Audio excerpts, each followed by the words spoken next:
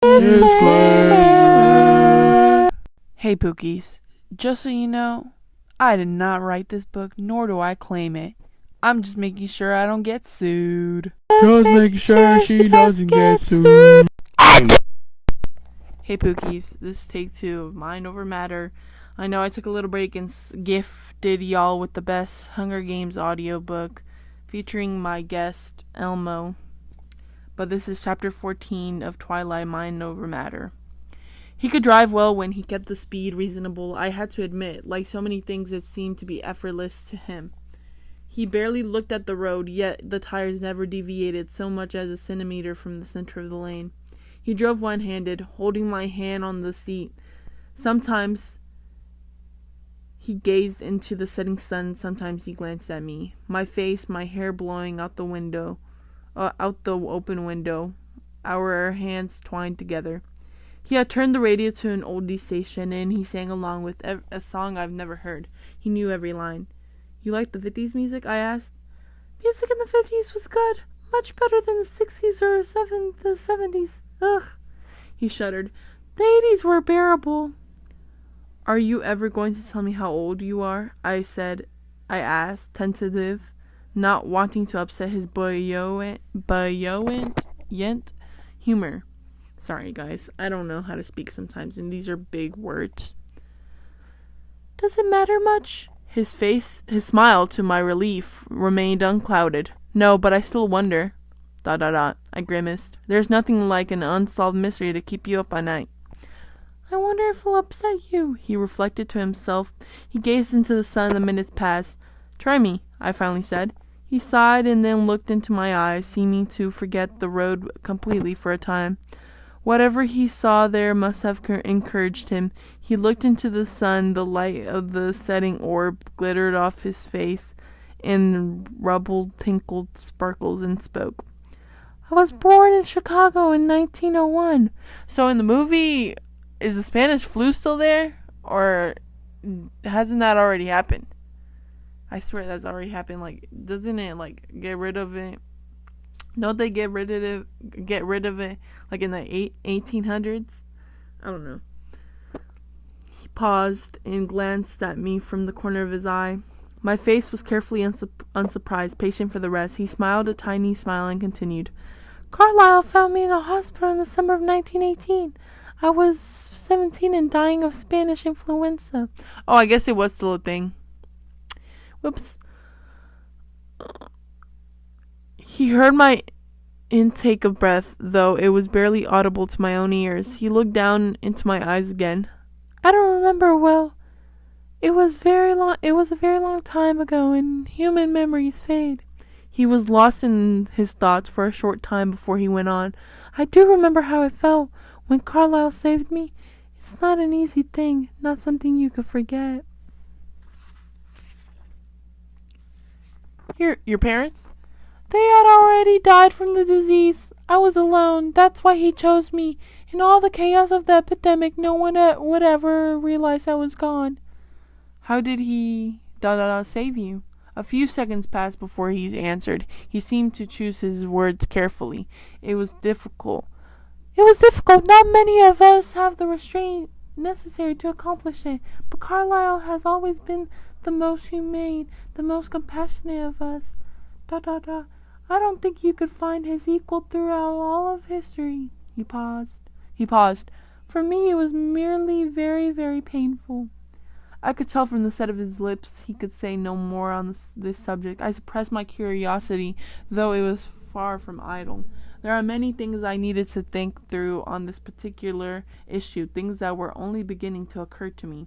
No doubt his quick mind had already comprehended every aspect that eluded me. His soft voice interrupted my thoughts. "He acted from loneliness. That's usually the reason behind the choice. I was the first in Carlisle's family, though he found Esme soon after. She fell from a cliff. They brought her straight to the hospital morgue, though somehow her heart was still beating." "So you must be dying then to become ... We never said the word, and I couldn't frame it now. "No, that's just Carlisle. He would never do that to someone who had another choice." The respect in his voice was profound when he spoke of his father figure. It is easier, he says, though, he continued. If the blood is weak. He looked at the now dark road, and I could feel the subject closing again. And Emmett and Rosalie? Carlisle brought Rosalie to our family next. I didn't realize so much later that he was hoping she would be to me what Esme was to him. He was careful with his thoughts around me. He rolled his eyes. But she was never more than a sister. It was only 2 years later that she found Emmett. She was hunting. We were in the Appalachia at the time and found a bear about to finish him off. She carried him back to Carlisle more than 100 miles, afraid she wouldn't be able to do it herself. I'm only beginning to guess how difficult that journey was for her. He threw a pointed glance in my direction and raised our hands, still folded together, to brush my cheek with the back of his hand. But she made it. Oh, that's her. Oops. But she made it, I encouraged, looking away from the unbearable beauty of his eyes. Yes, he murmured. She saw something in his face that made her strong enough, and they've been together ever since. Sometimes they live separately from us as a married couple, but the younger we pretend to be, the longer we can stay in the given place. Forks seems perfect, so we've all enrolled in high school. He laughed. I suppose we'll have to go to their wedding in a few years again. Alice and Jasper? Alice and Jasper are two very rare creatures. They both develop a conscience, as we refer to it, with no outside guidance. Jasper belonged to another family. A very different kind of family. He became depressed and he wandered on his own. Alice found him. Like me, she has certain gifts above and beyond the norm of our family, for our kind. Really, I interrupted, fascinated, but you said you were the only one who could hear people's thoughts. That's true. She knows other things. She sees things that might happen, things that are coming, but it's very subjective. The future isn't set in stone. Things change. His jaw set when he said that. His eyes darted to my face, away so quickly that I wasn't sure if I only imagined it. What kind of things does she see? She saw Jasper and knew that he was looking for her before he knew it himself. She saw Carlisle and our family before they came together to find us. She's most sensitive to non-humans. She always sees, for example, when another group of our kind is coming near, and any threat they may pose. Are there a lot of your kind? I was surprised how many of them could walk among us undetected. No, not many, but most won't settle in any one place. Only those like us who've given up hunting you people, a sly glance in my direction, can live together with humans for any length of time. We've only found one other family like ours in a small village in Alaska. We lived together for a time, but there were so many of us that we became too noticeable. Those of us who live differently tend to band together. And the others? Nomads for the most part. We've all lived the way at times. It gets tedious like anything else, but we run across the others from now and then because most of us prefer the north. Why is that? We were parked in front of my house now. He turned off the truck. It was very quiet and dark. There was no moon. The porch light was off, so I knew my father wasn't home yet. Did you have your eyes open this afternoon? He teased. Do you think I could walk down the street in the sunlight without causing traffic accidents? There's a reason why we choose the Olympic Peninsula, one of the most sunless places in the world. It's nice to be able to go outside in the day. You wouldn't believe how tired you can get of nighttime in 80-odd years. So that's where the legends come from. Probably.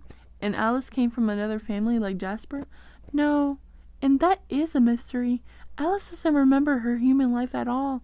She doesn't know who created her. She awoke alone. Whoever made her walked away, and none of us understand why or how he could. If she hadn't had the other sense, if she hadn't seen Jasper or Carlisle and known what she would someday become one of us, she would have probably turned into a total savage. There was so much to think through. So much I still wanted to ask, but to my great embarrassment, my stomach growled. I'd been so intrigued I hadn't even noticed I was hungry. I realized now that I was ravenous. I'm sorry, I'm keeping you from dinner. I'm fine, really. I've never spent much time around anyone who eats food. I forget.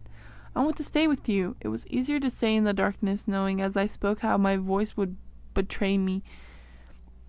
My hopeless addiction to him. Can't I come in? He asked. Would you like to? I couldn't picture it. This godlike creature sitting in my father's shabby kitchen chair.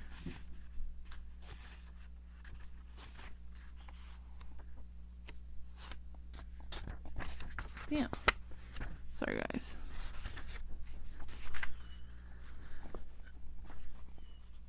Yes, if it's all right. I heard the door close quietly, and almost simultaneously he was outside my door opening it for me. Very human, I complimented it. It's definitely resurfacing.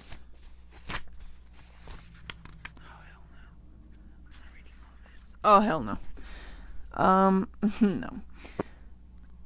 He walked beside me in the night so quietly I had to peek at him constantly to be sure he was still there. In the darkness he looked much more normal, still pale, still dreamlike in his beauty, but no longer the fascinating, sparkling creature of our sunlit afternoon. He reached the door ahead of me and opened it for me. I paused halfway through the frame. The door was unlocked? No, I used the key from under the eave. I stepped inside, flickered on the porch light, and turned to look at him with my eyebrows raised. I was sure I'd never use that key in front of him. I was curious about you. You spied on me? But somehow I couldn't infuse my voice with the proper outrage. I was flattered. He was unrepentant. What else is there to do at night? I let it go for a moment and went down the hall to the kitchen. He was there before me, needing no guide.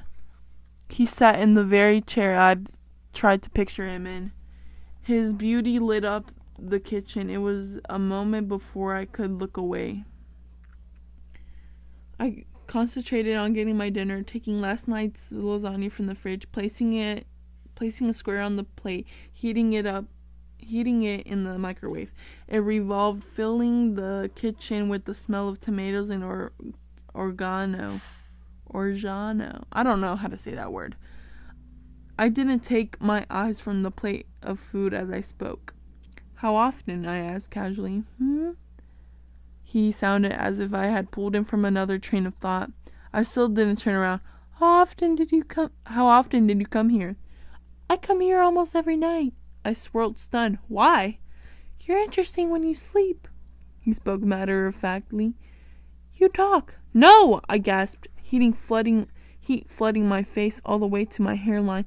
I gripped the kitchen counter for support. I knew I talked in my sleep, of course. My mother teased me about it. I hadn't thought it was something I needed to worry about here, though. His expression shifted instantly to chagrin. Are you very angry with me? That depends. I felt and sounded like I had the breath knocked out of me. He waited. On, he urged. What have you heard? I wailed. Instantly, silently, he was on my side, taking my hands carefully in his. Don't be upset, he pleaded. He dropped his face to the level of my eyes, holding my gaze. I was embarrassed. I tried to look away. You miss your mother, he whispered. You worry about her, and then when it rains, the sound makes you restless. You used to talk about home a lot, but it's less often. Now, once you said it's too green. He laughed softly, hoping I could see not to offend me further. Anything else? I demanded. He knew what I was getting at. You did say my name, he admitted. I sighed in defeat. A lot? How much do you mean by a lot exactly? Oh no, I hung my head. He pulled me against his chest softly, naturally. Don't be self-conscious, he whispered in my ear. If I could dream at all, it would be about you, and I'm not ashamed of it. Then we both heard the sound of tires on the brick driveway, saw the headlights flash through the windows. down the hall to us. I stiffened in his arms. Should your father know I'm here? I'm not sure. I tried to think it through quickly. Another time then. I was alone. Edward, I hissed. I heard a ghostly chuckle and then nothing else. My father's key turned in the door. Bella? He called. It had bothered me before. Who else would it be? Suddenly he didn't seem so far off base. In here, I hope he couldn't hear the hysterical edge to my voice. I grabbed my dinner from the microwave and sat at the table he walked in. His footsteps sounded so noisy after my day with Edward. Can you get me some of that? I'm bushed. He stepped on the heels of his boots to take them off, holding the back of Edward's chair for support. I took my food with me, scarfing it down as I got his dinner. It burned my tongue. I filled 2 glasses with milk while his lasagna was heating, and gulped mine to put out the fire. As I sat the glass down, I noticed the milk trembling and realized my hand was shaking. Charlie sat in the chair, and the contrast between him and its former occupant was comical. Thanks, I said. He said as I placed his food on the table. How was your day? I asked. The words were rushed. I was dying to escape to my room. Good. Then the fish were biting. ... How about you? Did you get everything done that you wanted to? Not really. It was too nice out to stay indoors. I took another big bite. It was a nice day, he agreed. What an understatement, I thought to myself. Finished with the last bite of lasagna, I lifted my glass and chugged the remains of my milk. And that's it for this part. Okay, bye guys. Hey Pookie, so I actually recorded this in 2 parts, believe it or not. This is the second part, and I just, decided to read the book again because my sister was like, my sister Elmo, she was like, you need to finish this book before you buy any new ones, and I also want to start, focusing on Hunger Games more than I do with Twilight, because guys, this book burned me out, but I still like to read, so yeah. And if you hear the air conditioner, it's because the central AC broke in my house. So yeah, you're gonna hear that. That's your new best friend. Say hi to her. She's cooling my feet, so yeah, it's not hot in my room, at least. Charlie surprised me by being observant. In a hurry? Yeah, I'm tired. I'm going to bed early. You look kinda keyed up, he noted. Why, oh why, did this have to be his night to pay attention? Do I? Was all I could manage in response. I quickly scrubbed my dishes clean in the sink, placed them upside down on a dish towel to dry. It's Saturday, he mused. I didn't respond. No plans tonight? He asked suddenly. No, Dad, I just want to get some sleep. None of them boys in town your type, eh? He was suspicious, but trying to play it cool. No, none of the boys have caught my eye yet. I was careful not to emphasize the word boys in my quest to be truthful with Charlie. I thought maybe that Mike Newton... ... You say he was friendly. He's just a friend, Dad. Well, you're too good for them all anyway. Wait till you get to college and start looking. Every father's dream that his daughter will be out of the house before the hormones kick in. Sounds like a good idea to me. I agreed as I headed up the stairs. Good night, honey, he called after me. No doubt he would be listening carefully all evening, waiting for me to try to sneak out.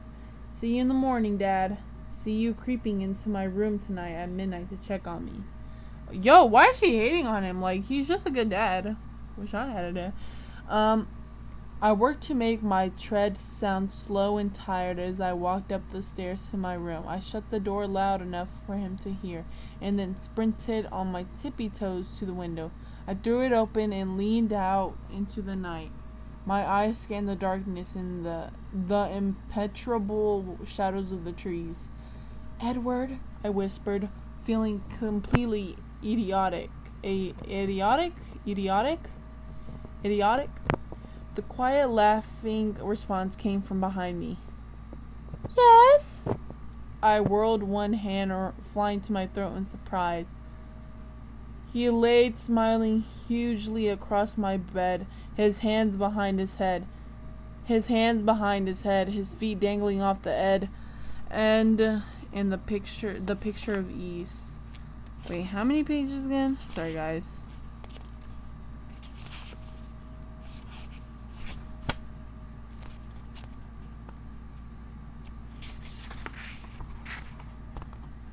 Oh my god. Wait, be right back, guys. Oh. By the way, I'm not cutting anything out, so yeah. Mind over matter, we're at 3:12. Okay, guys, we're almost done. Oh my god. The picture of ease. Oh, I breathed, sinking unsteadily to the floor. I'm sorry. He pressed his lips together, trying to hide his amusement. Just give me a minute to restart my heart. He sat up slowly, as not to startle me again. Then he leaned forward and reached out with his long arms to pick me up, gripping the top of my arms like I was a toddler. He sat me on the bed beside me. Why don't you sit with me? He suggested, putting a cold hand on mine. How's the heart? You tell me. I'm sure you can hear it better than I do. I felt his quiet laughter shake the bed. Oh, girl. We sat there for a moment in silence, both listening to my heartbeat slow. I thought of having Edward in my room with my father in the house.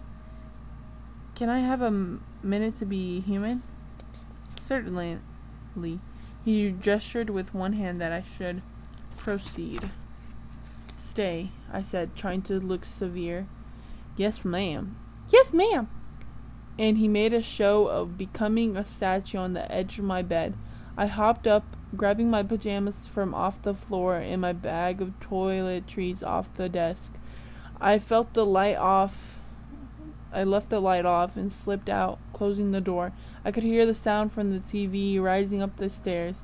I banged the bathroom door loudly so Charlie wouldn't come to bother me. I meant to hurry. I brushed my teeth fiercely, trying to be thorough and speedy, removing all traces of lasagna, but the hot water of the shower couldn't be rushed. It unknotted the muscles in my back, calmed my pulse, and the familiar smell of my shampoo made me feel like I might be the same person I had been this morning. I tried not to think of Edward sitting in my room waiting, because then I had to start all over with the calming process. Finally, I couldn't delay anymore. I shut off the water, toweling hastily, rushing again. I pulled on my holy t-shirt and gray sweatpants. Too late to regret not packing the Victoria's Secret silk pajamas my mother got me 2 birthdays ago, which still had the tags on them in the drawer somewhere back home. I rubbed the towel through my hair again and then yanked the brush through it quickly. I threw the towel in the hamper, flung my brush and toothpaste into my bag. Then I dashed down the stairs so Charlie could see that I was in my pajamas with wet hair. Night, Dad. Not Bill. He did look startled by my appearance. Maybe that would keep him from checking on me tonight. I took the stairs 2 at a time, trying to be quiet, and flew into my room, closing the door tightly behind me. Edward hadn't moved a fraction of an inch. In a carving of Adonis perched on my faded quilt. I smiled, and his lips twitched, the statue coming to life. His eyes appraised me, taking in the damp hair. Not nice. She doesn't have nice hair. The tattered shirt. He raised one eyebrow. Nice. I grimaced. No, it looks good on you. No, it looks good on you. Thanks, I whispered. I went back to his side, sitting cross-legged beside him. I looked at the lines in the wooden floor. What was all that for? Charlie thinks I'm sneaking out. Oh, he contemplated that. Why? As if he couldn't know Charlie's mind much more clearer than I could guess. Apparently, I looked overexcited. He lifted my chin, examining my face. You look warm. Very warm, actually.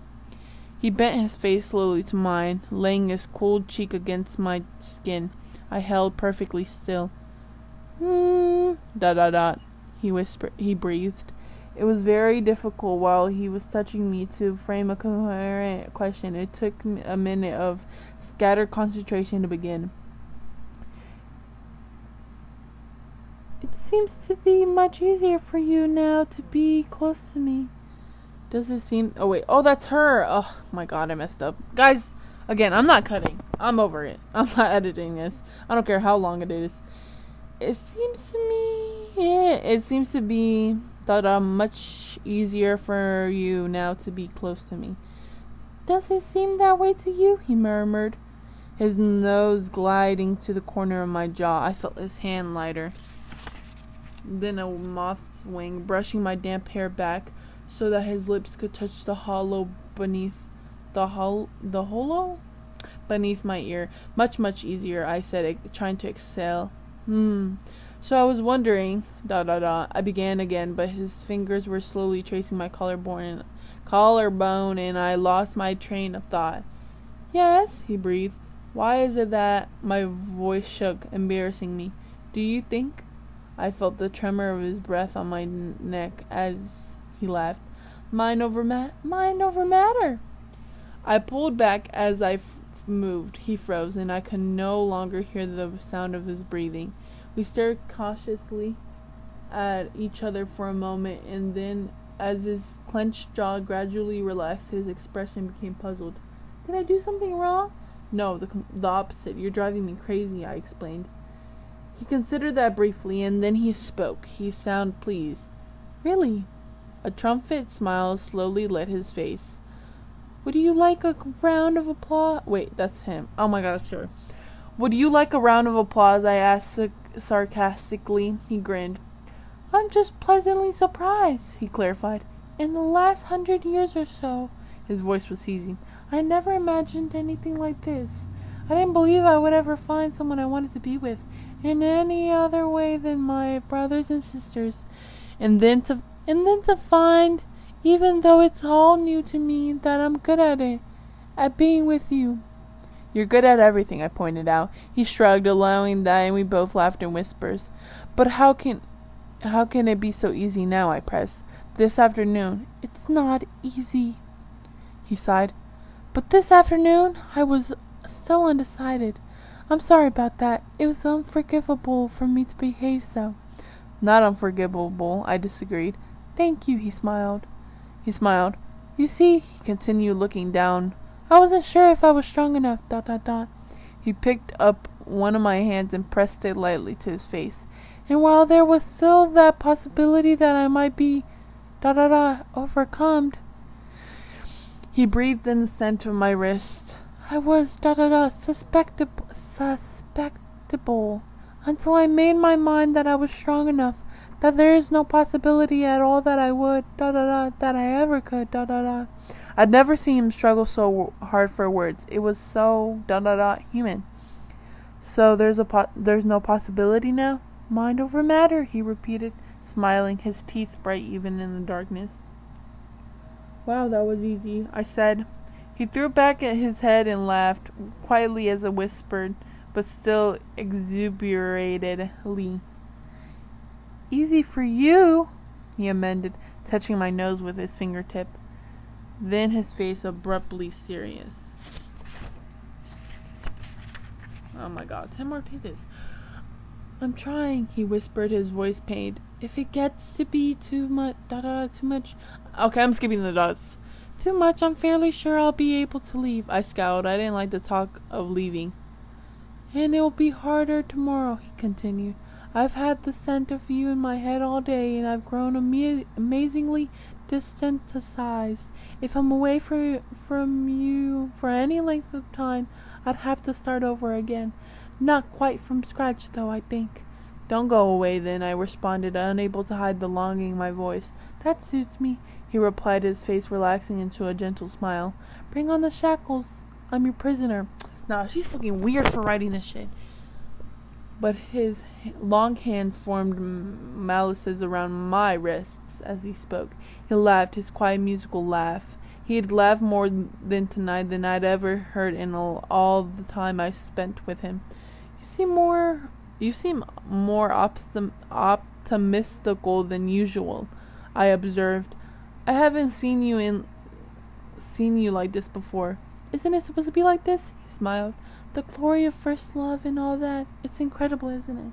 The difference between reading about something and seeing it in pictures and experience it. Very different, I agree. More forceful than I'd imagined. For example, his words flowed swiftly now. I had to concentrate to catch it all. The emotion of jealousy. I've read about it in 100,000 times, seen actors portray it in 100 different plays and movies.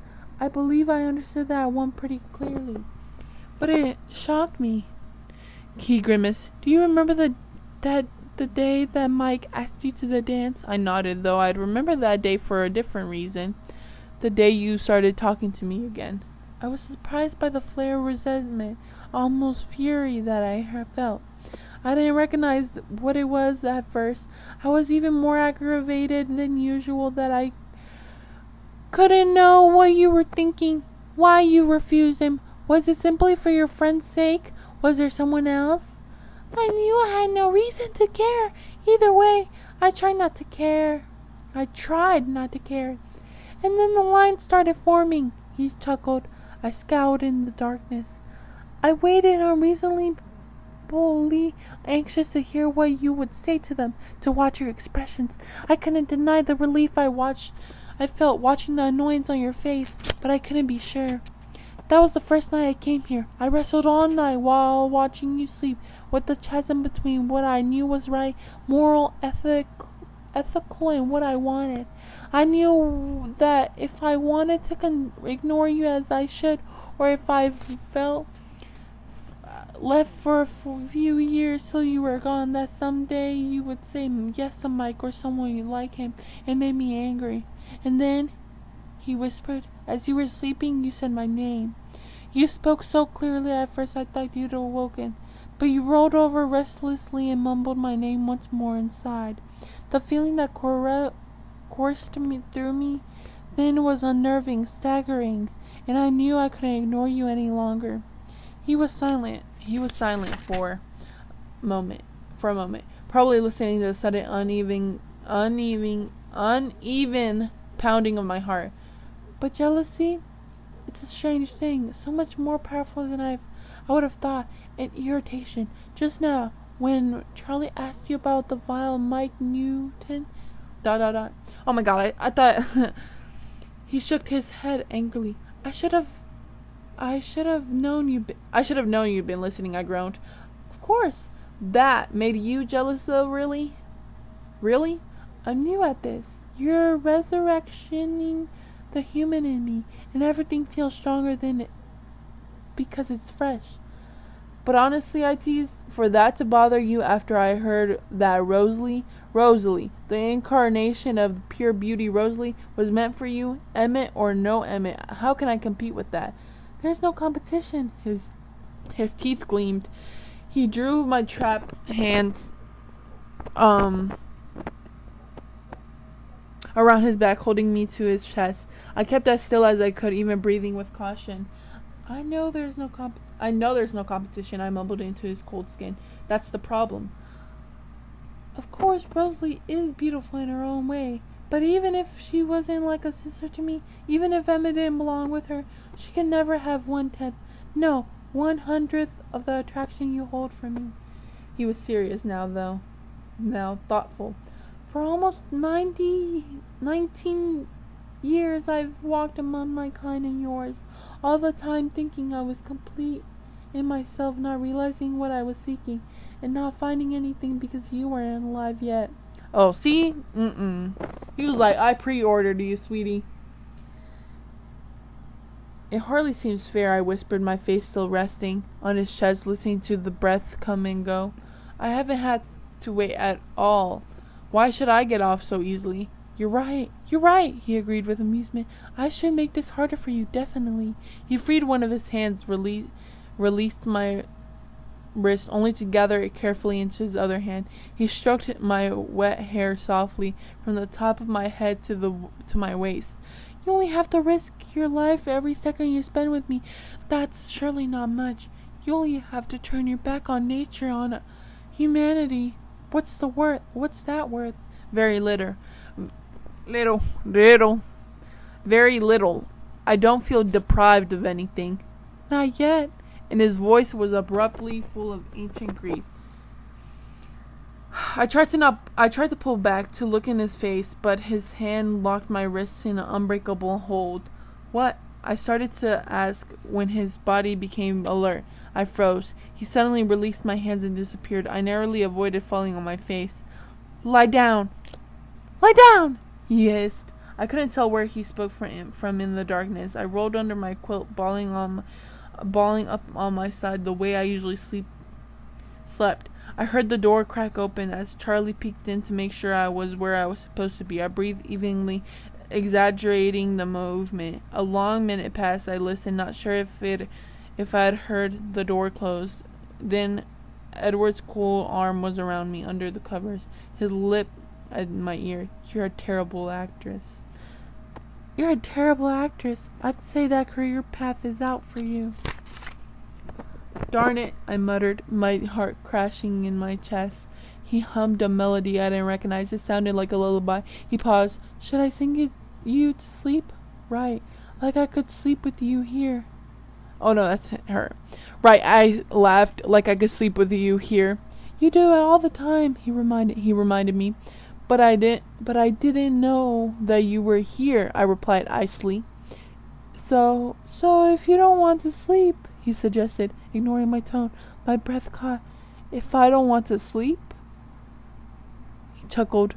What do you want to do then? I couldn't answer at first. I'm not sure, I finally said. Tell me when you decide. I could feel his cold breath on my neck, feel his nose sliding along my jaw, inhaling. I thought you were desensitized. Just because I'm resisting the wine doesn't mean I can't appreciate the bouquet. Okay, he whispered. You have a very floral smell like lavender or freesia, he noted. It's mouth-watering. Yeah, it's an off day when I don't get somebody telling me how edible I smell. He chuckled and then sighed. I've decided what I want to do, I told him. I want to hear more about you. Ask me anything. I sifted through my questions for the most vital. Why did you do it? I asked. I said, I still don't understand how you can work so hard to resist what you are. Please don't misunderstand, of course. I'm glad that you do. I just don't see why you would bother in the first place. He hesitated before answering. That's a good question, and you are not the first one to ask. Others, the majority of our kind who are quite content with our lot, they too wonder how we live. But you see, just because we've been dealt a certain hand, it doesn't mean that we can't choose to rise above, to conquer the boundaries of a destiny that none of us wanted, to try to retain whatever essential humanity we can. I lay unmoving, locked in an odd silence. Did you fall asleep?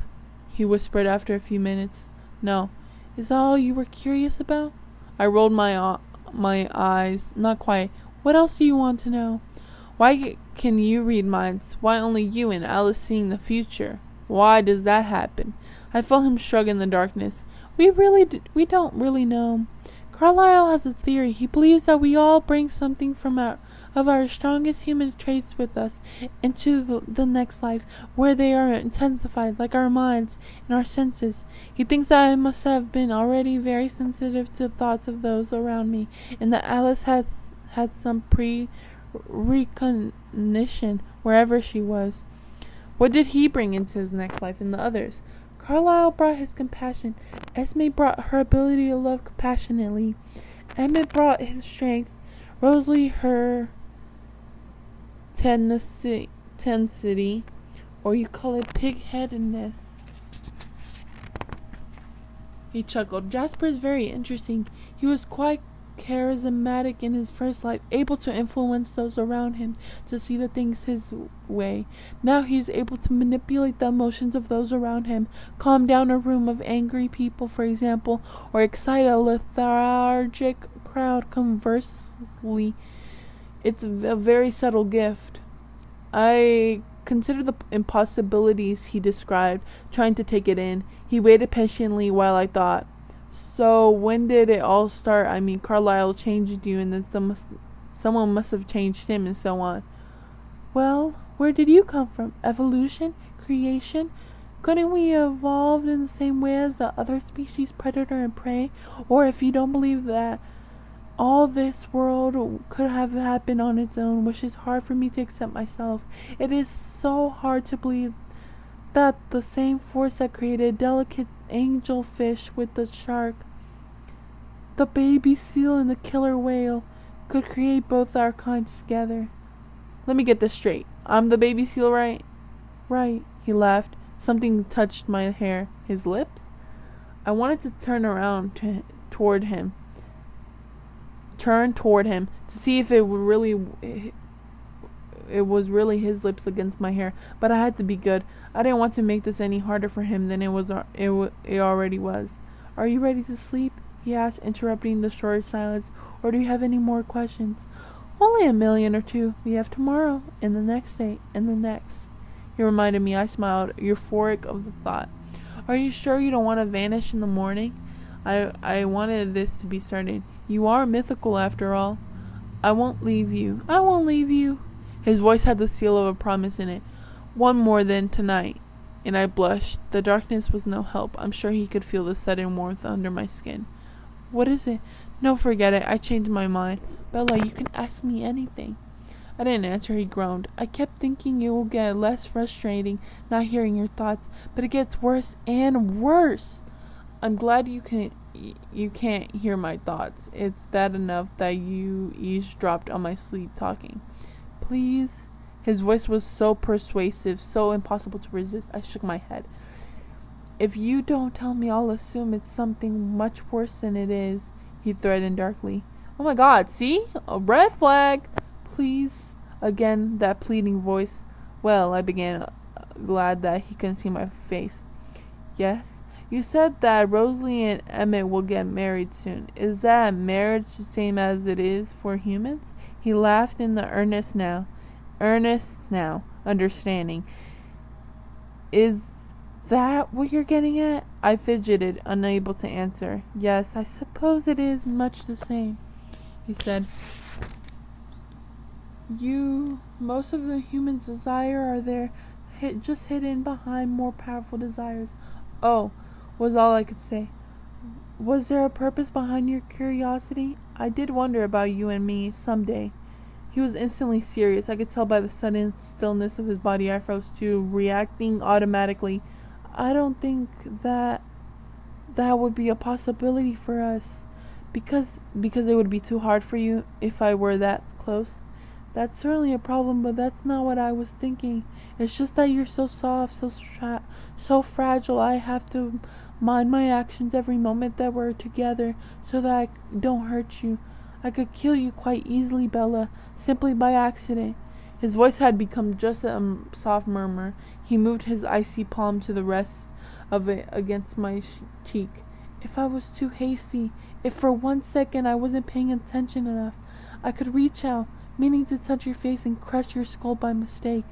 You don't realize how incredibly breakable you are. I can never afford to lose any kind of control when I'm with you. He waited for me to respond, growing anxious when I didn't. Are you scared? He asked. I waited for a minute to answer so the words would be true. No, I'm fine. He seemed to deliberate for a moment. I'm curious now, though, he said, his voice light again. Have you ever? Trailed off suggestively. Of course not, I flushed. I told you I've never been like this. Felt like this about anyone before, not even close. I know, it's just that I know other people's thoughts. I know love and lust don't always keep the same company. They do for me. Now anyone that they exist for me at all, I sighed. That's nice. We have one thing in common at least. Your human instincts, I believe. He waited. Well, do you find me attractive in that way at all? He laughed and lightly ruffled my nearly dried hair. I may not be a human, but I'm a man. Oh, he assured me. I yawned involuntarily. I've answered your questions. Now you should sleep, he insisted. I'm not sure if I can. Do you want me to leave? No, I said too loudly. He laughed and then began to hum that same unfamiliar lullaby. The voice of an archangel soft in my ear. More tired than I realized, exhausted from the long day of mental and emotional stress I'd never felt before. I drifted to sleep in his cold arms. We finally finished, guys. Thank you so much for joining. Like and subscribe. Goodbye. Remember, I did not write this book. Goodbye.